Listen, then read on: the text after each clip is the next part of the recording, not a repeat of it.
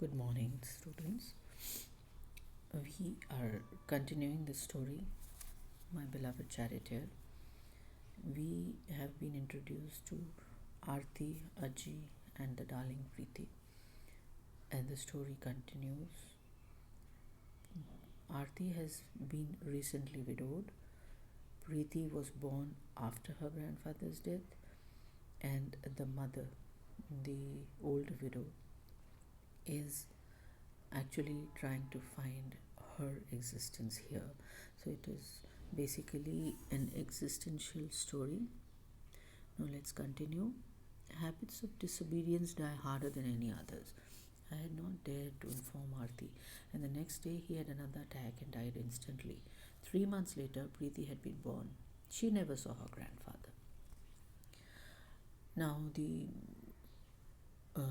narrator was always kind of in awe of her husband. He totally dominated her, and she was only allowed to obey him.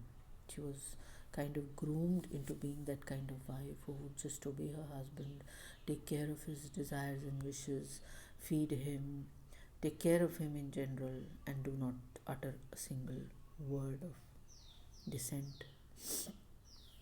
She is the quintessential Indian Bahu. Habits of obedience. Now, obedience to whom? किस किस के बात को मानना या ना मानना उसके हाथ में नहीं है, वो है पति। यानी पति जो परमेश्वर है, उसकी हर बात को मानना है, उसका कहा अनकहा हर काम करना है आपको। तो यहाँ वो वही बता रही है कि पति जब बीमार हुआ तो उसने अपनी बेटी को इन्फॉर्म करने के लिए मना किया पत्नी से, अभी मत बताओ। और वो क्यों कहा?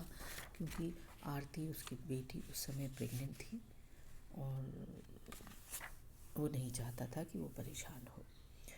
तो आदत जो है कहना मानने की बड़ी मुश्किल से जाती है। यहाँ वो कह रही है कि ओबीडियंस की जो आदत होती है वो सबसे बड़ी मुश्किल से मरती है। Die harder than any others. I had not dare to inform Aarti, और इसकी हिम्मत नहीं हुई थी कि वो अपनी बेटी को बता पाए कि उसके पिता की तबीयत ख़राब है, या वो हार्ट पेशेंट है, या उन्हें एक हार्ट अटैक आया है। And the next day he had another heart attack and died instantly. और दूसरे ही दिन उन्हें फिर से हार्ट अटैक आया और वो तुरंत ही शांत हो गए। 3 months later Preeti had been born. उसके 3 महीने बाद आरती के बच्चा हुआ, ये प्रीति का जन्म हुआ। She never saw her grandfather. Obviously Preeti ने अपने दादा को कभी नहीं देखा।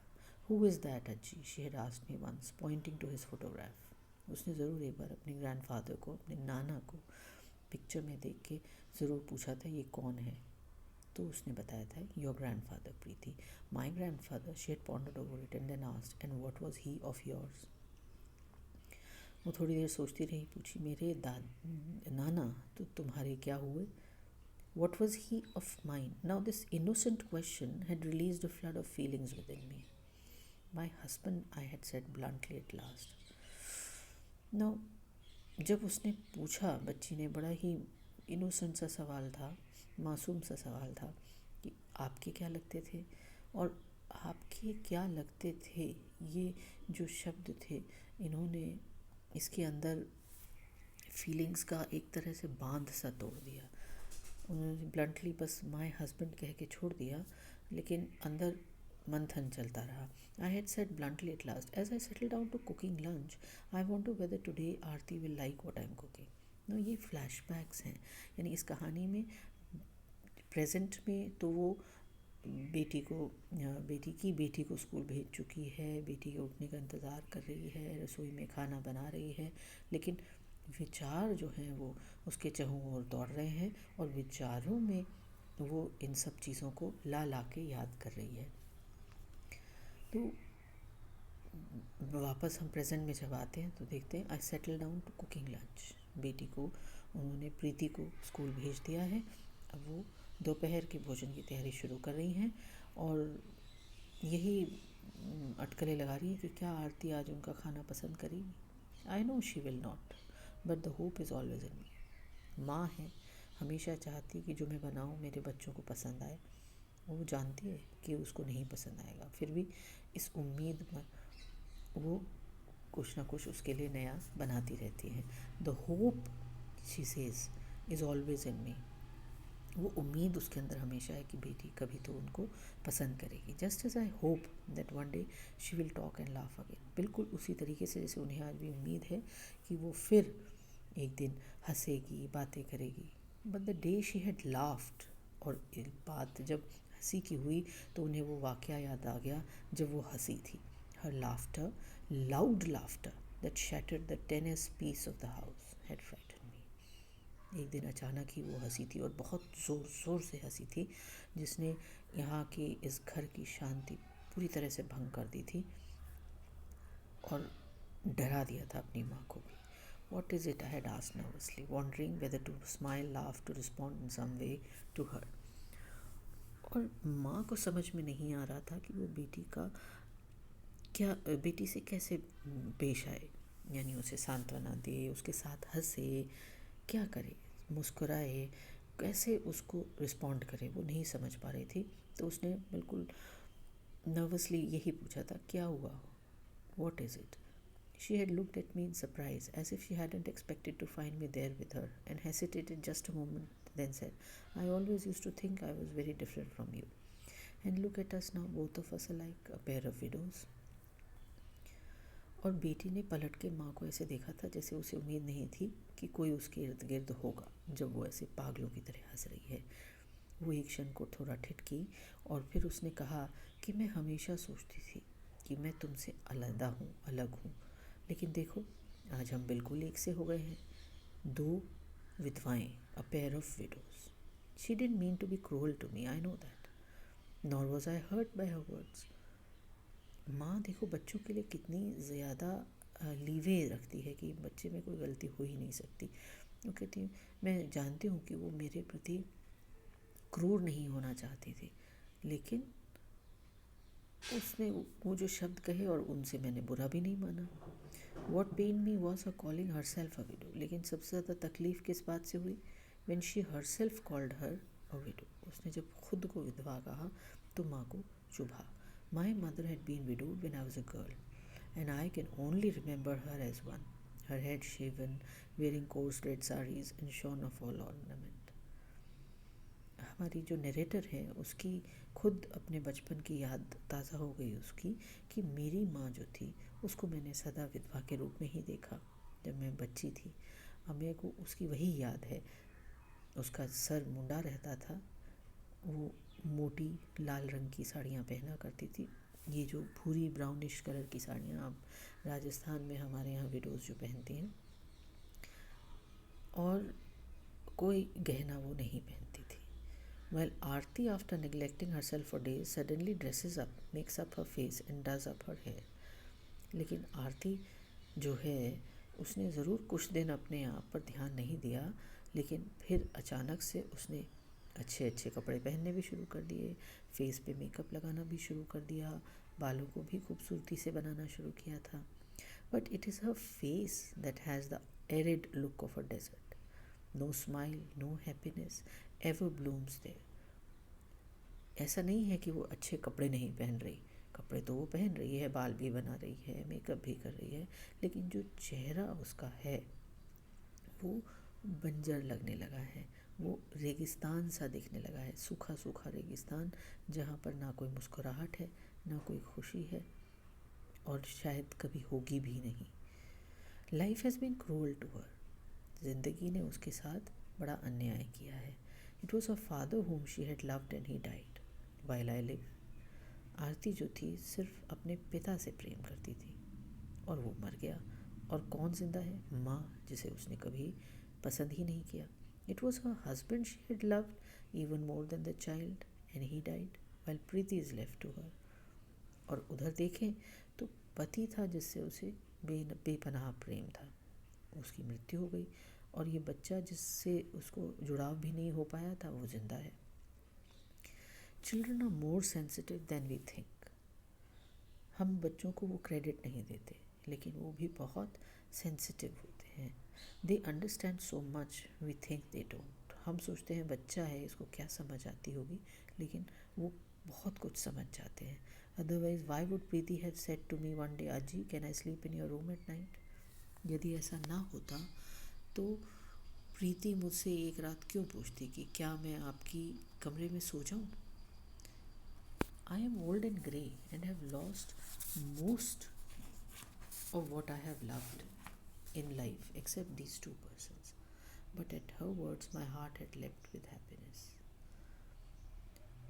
मैं बूढ़ी हो चुकी हूँ, बाल सफ़ेद हो चुके हैं, मैंने अपने तकरीबन सभी प्रियजनों को खो दिया है.